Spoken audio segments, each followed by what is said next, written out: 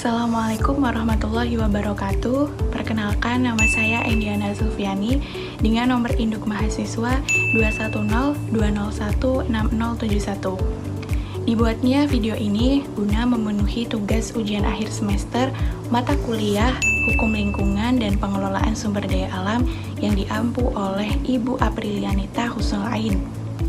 Di sini saya akan menjelaskan mengenai pengertian dari limbah B3, karakteristik utama, dan juga cara penanganan limbah B3. Pertama-tama, saya akan menjelaskan mengenai pengertian dari limbah B3. Limbah B3 atau kepanjangan dari limbah bahan berbahaya dan beracun merupakan sisa dari suatu usaha atau kegiatan yang mengandung zat, energi, atau komponen lainnya yang dapat mencemarkan dan merusak lingkungan hidup serta dapat membahayakan kesehatan dan juga keselamatan manusia. Limbah B3 dapat berasal dari berbagai sektor, termasuk dari sektor industri, rumah tangga, pertanian, dan sektor layanan. Contohnya misalnya seperti limbah dari industri kimia, limbah medis, limbah elektronik, limbah dari proses pertambangan, dan masih banyak lagi. Adapun karakteristik utama dari limbah B3 adalah keberadaan bahan-bahan yang dapat menyebabkan efek toksik, karsinogenik, reaktif, dan atau mudah terbakar.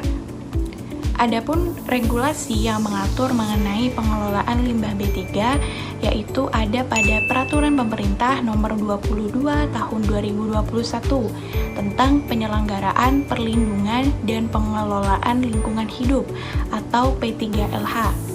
Pentingnya penanganan limbah B3 itu sangat besar karena dampak negatifnya yang dapat berdampak jangka panjang terhadap lingkungan dan juga kesehatan manusia.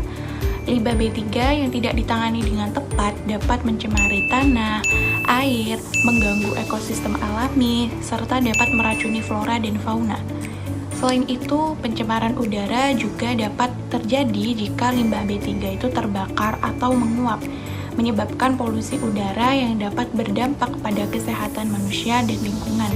Dampak yang lebih serius lagi adalah potensi keracunan atau kerusakan kesehatan yang ditimbulkan oleh paparan langsung atau tidak langsung terhadap limbah B3.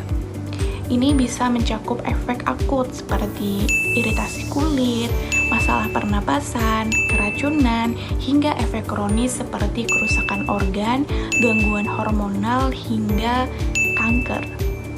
Penanganan limbah B3 harus dilakukan dengan memenuhi standar keselamatan dan lingkungan, seperti penggunaan perlengkapan pelindung diri, penggunaan teknologi yang aman, serta pemilihan metode pembuangan yang sesuai dan ramah lingkungan, seperti misalnya daur ulang, pengolahan kimia, atau penyimpanan jangka panjang yang aman. Dengan demikian, penanganan limbah B3 yang tepat sangat penting untuk menjaga kelestarian lingkungan dan kesehatan manusia. Selanjutnya, langkah penting dalam penanganan limbah B3. Yang pertama, identifikasi dan klasifikasi. Langkah pertama dalam penanganan limbah B3 adalah mengidentifikasi jenis dan karakteristiknya, termasuk asal-usul, komposisi kimia, serta potensi bahaya bagi kesehatan lingkungan dan manusia. Setelah mengidentifikasi, limbah B3 kemudian diklasifikasikan berdasarkan parameter seperti jenis bahan kimia, potensi toksisitas, sifat fisik, dan bahan lainnya. Klasifikasi ini guna memudahkan penentuan langkah-langkah pengolahan yang sesuai, seperti prosedur pengumpulan, penyimpanan, transportasi, dan pembuangan, serta dapat memastikan penanganan yang aman dan sesuai dengan regulasi yang berlaku.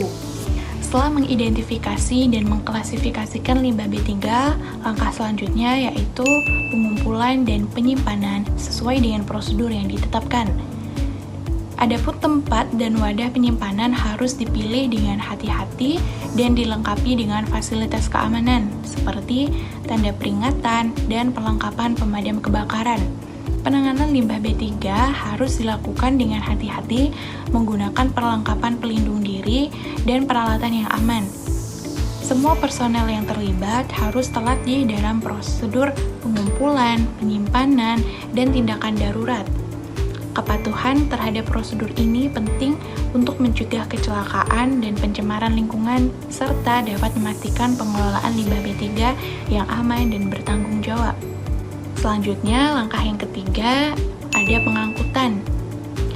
Pemilihan jasa pengangkut yang tepat sangat penting dalam pengangkutan limbah B3 untuk memastikan keamanan dan kepatuhan terhadap regulasi. Perusahaan pengangkut harus memiliki izin resmi dari otoritas berwenang dan memahami aturan penanganan, pengemasan, dan transportasi limbah B3. Kepatuhan ini mencakup standar keselamatan dan penggunaan perlengkapan pelindung diri yang sesuai.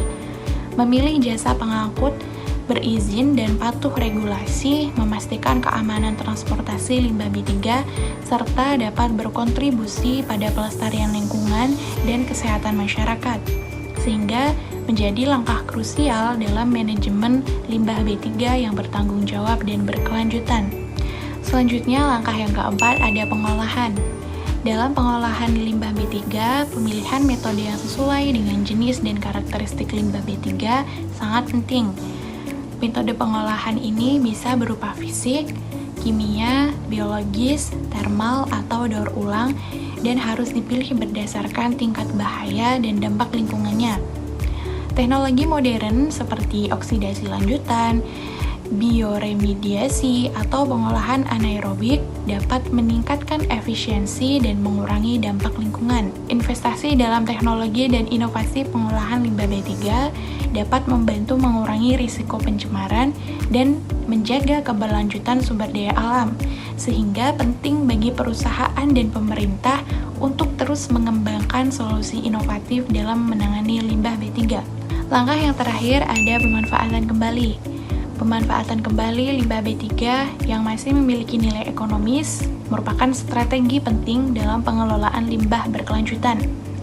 Limbah seperti elektronik, industri, atau kimia tertentu dapat dipulihkan atau didaur ulang untuk mengurangi biaya pembuangan dan kebutuhan bahan mentah baru, serta dapat meminimalisir dampak lingkungan yang ada. Ini mendukung prinsip ekonomi sirkular yang menganggap bahwa limbah sebagai sumber daya yang dapat diperbaharui, dapat membantu transisi ke model ekonomi berkelanjutan.